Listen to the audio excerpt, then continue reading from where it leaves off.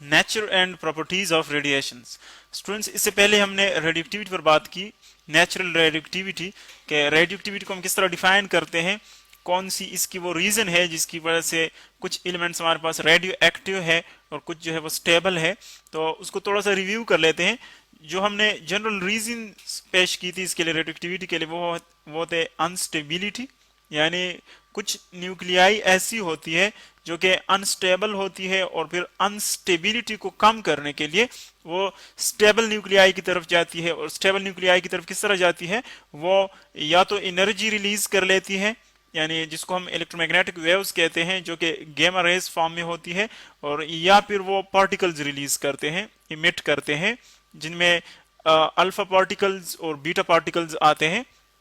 और फिर अल्फा में हमने कहा था कि अल्फा पार्टिकल हमारे पास क्या है, उसकी हमने प्रॉपर्टीज पढ़ी थी, बीटा पार्टिकल्स की प्रॉपर्टीज पढ़ी थी। तो अगर इसको हम शॉर्टली यहाँ पर रिव्यू कर लें तो अल्फा पार्टिकल हमारे पास था कि उसमें चार टोटल हमारे पास जो इसका एटॉमिक मास है वो है 4, यानी इसका जो टोटल नंबर ऑफ न्यूट्रॉन्स और प्रोटॉन्स है वो 4 है, और इसमें हमारे पास है 2 प्रोटॉन प्लस 2 न्यूट्रॉन, ये दोनों इसमें होते हैं। तो अगर आप देखें इस पर चार्ज कितना होगा, चूंकि इसमें 2 प्रोटॉन है तो 2 प्लस एटॉमिक चार्ज इस पर होगा, जो कि हमारे पास एलिमेंट्री इलेक्ट्रॉन चार्ज के इक्वल है। तो हम कहते हैं कि इस पर जो चार्ज है वो है 2e+, इतना चार्ज इस पर होता है, चूंकि न्यूट्रॉन पर तो कोई चार्ज नहीं होता। और एक्चुअली हमारे पास क्या है, हीलियम न्यूक्लियस है, चूंकि हीलियम न्यूक्लियस में भी हमारे पास एटॉमिक मास 4 है, यानी 2 प्रोटॉन और 2 न्यूट्रॉन, और इसका एटॉमिक नंबर जो है वो 2 है, यानी नंबर ऑफ प्रोटॉन्स। और इसी तरह जो हमारे पास बीटा पार्टिकल्स हैं, इसके अलावा बीटा पार्टिकल्स एक्चुअली इलेक्ट्रॉन्स होते हैं जो कि इमिट होते हैं न्यूक्लियाई से। और फिर वो हमारे पास दो टाइप के होते हैं यहाँ पर, एक है बीटा पॉजिटिव और एक है बीटा नेगेटिव। यानी ये जो बीटा पॉजिटिव है इसको हम पॉजिट्रॉन कहते हैं, और जो बीटा नेगेटिव इसको हम इलेक्ट्रॉन कहते हैं।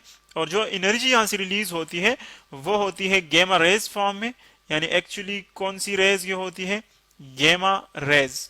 और gamma rays actually high energetic electromagnetic waves है जो कि न्यूक्लियाई से इमिट होती है। और यहाँ पर अगर आप देखें इलेक्ट्रॉन, जो हम बीटा पार्टिकल्स की बात कर रहे हैं, इलेक्ट्रॉन न्यूक्लियाई से किस तरह इमिट होते हैं, यानी चूंकि न्यूक्लियस में तो इलेक्ट्रॉन्स नहीं होते, तो इसका भी हमने डिटेल के साथ पढ़ा था कि ये एक्चुअली प्रोड्यूस होते हैं न्यूक्लियर रिएक्शंस में, यानी जब न्यूक्लियर रिएक्शंस होते हैं तो उस टाइम ये प्रोड्यूस होते हैं, और उस वजह से उसके बाद जो है फिर ये इमिट होते हैं न्यूक्लियाई से, तो ये प्रोड्यूस होते हैं न्यूक्लियर रिएक्शंस में। अब हम देखते हैं इसकी कुछ हमारे पास प्रॉपर्टीज है, यानी नेचर तो इसकी यही है जो हमने पढ़ी कि हमारे पास जो वेव्स है गेमा रेज, वो एक्चुअली एनर्जी है, इलेक्ट्रोमैग्नेटिक वेव्स। और जो पार्टिकल्स हैं अल्फा पार्टिकल और बीटा पार्टिकल, उसकी डिटेल हमने पढ़ी, उसका स्ट्रक्चर क्या होता है। तो अब इसकी कुछ प्रॉपर्टीज आती है, और प्रॉपर्टीज में जो हमारे पास फर्स्ट नंबर पर आता है वो है इसका पिनिट्रेशन पावर। पिनिट्रेशन पावर क्या है रेडिएशन की, ये हम यहाँ पर फिगर की मदद से डिस्कस कर लेते हैं।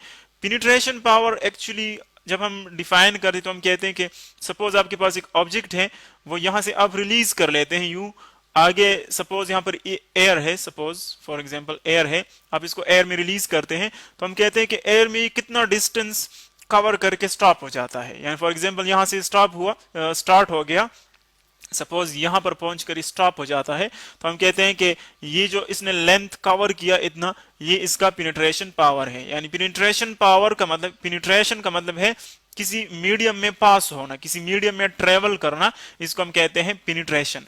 यानी फॉर एग्जांपल हम एयर में किसी चीज को छोड़ जाते हैं तो एयर के अंदर उसने कितना डिस्टेंस कवर किया, ये इसका पिनिट्रेशन लेंथ होगा। और अगर ज्यादा कवर करेगा तो हम कहेंगे पिनिट्रेशन पावर जो है वो ज्यादा है, और अगर कम कवर करेगा तो इसका मतलब है पिनिट्रेशन का पावर कम है। तो इस फिगर की मदद से इसको हम नाम देते हैं लेट फिगर 1। यहां पर हम डिस्कस कर लेते हैं कि किस रेडिएशन की पिनिट्रेशन पावर ज्यादा है और किसकी कम है। जो लेफ्ट साइड पर हमें नजर आ रहा है ये हमारे पास है एक रेडियो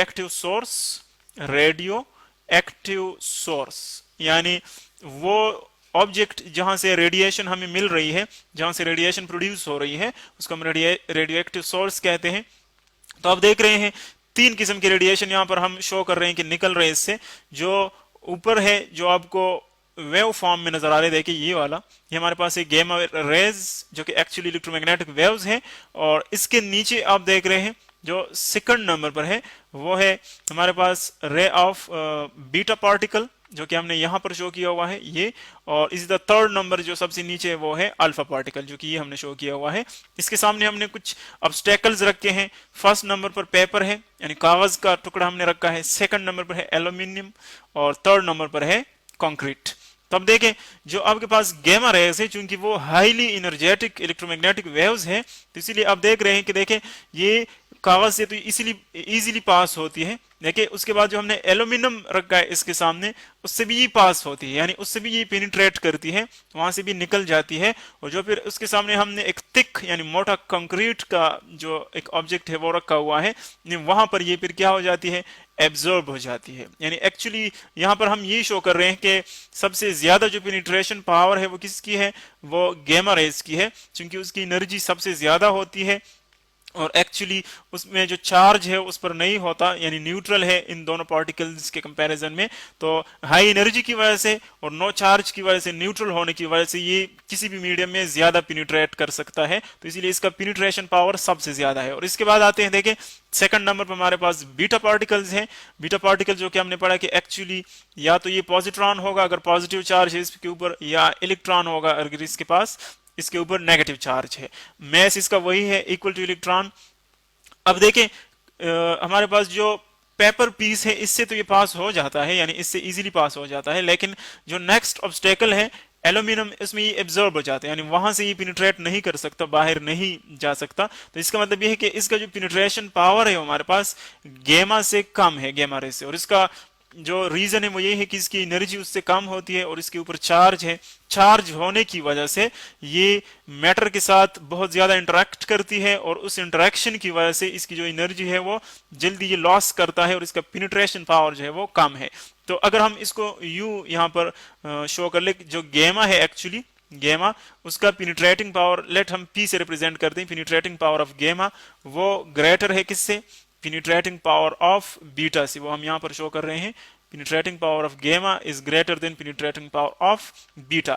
इसी तरह अगर आप थर्ड नंबर रेडिएशन को देखें, अल्फा पार्टिकल, जो कि एक्चुअली एक हैवी पार्टिकल है, यानी एक्चुअली वो हीलियम न्यूक्लियस है जो कि इन दोनों से हैवी है। एक्चुअली ये तो रेज हमारे पास, इसका मैच नहीं होता। सेकंड नंबर जो वो पार्टिकल है, मैटर है, उससे भी अल्फा पार्टिकल जो है वो हैवी होता है, यानी एक्चुअली उसका मैस नंबर 4 है और उस पर चार्ज जो है वो भी बीटा से उससे डबल चार्ज है। तो हम कहते हैं कि वो इंटरेक्शन एक तो बहुत ज्यादा करता है मैटर के साथ, क्योंकि उस पर ज्यादा चार्ज है, मैग्नीट्यूड चार्ज का ज्यादा है, और दूसरा ये कि उसका जो हमारे पास मैस है वो बहुत ज्यादा है, यानी हैवी पार्टिकल है। तो इसी वजह से वो मैटर के अंदर कम पेनिट्रेट करता है, यानी उसका जो रेंज है वो सबसे कम है। तो आप देख रहे हैं कि वो जो हमने उसके सामने रखा हुआ है पीस ऑफ पेपर, उससे भी वो पास नहीं होता, यानी उसी के अंदर ही वो एब्जॉर्ब हो जाता है। तो इसका मतलब ये हो कि फिर उसका जो पेनिट्रेशन पावर वो सबसे कम है। तो इसके इक्वेशन फॉर्म में यूं लिख सकते हैं कि जो हमारे पास अल्फा की पेनिट्रेशन पावर है वो सबसे कम है, उससे ग्रेटर है बीटा की और सबसे ग्रेटर है गामा की।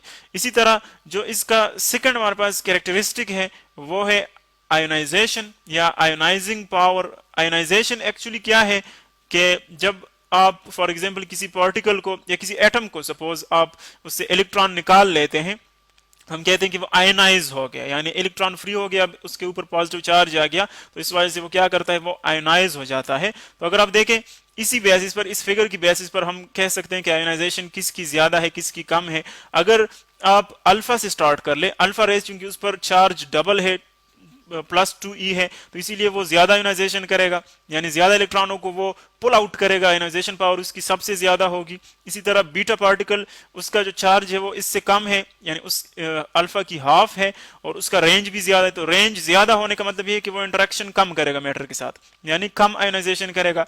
और अगर आप गामा को देखें तो देखिए उसका इंटरेक्शन सबसे कम है। तो इसका मतलब ये है कि जिसका रेंज कम हो वो सबसे ज्यादा आयोनाइजिंग है, यानी बहुत ज्यादा एटम्स को आयोनाइज करता है।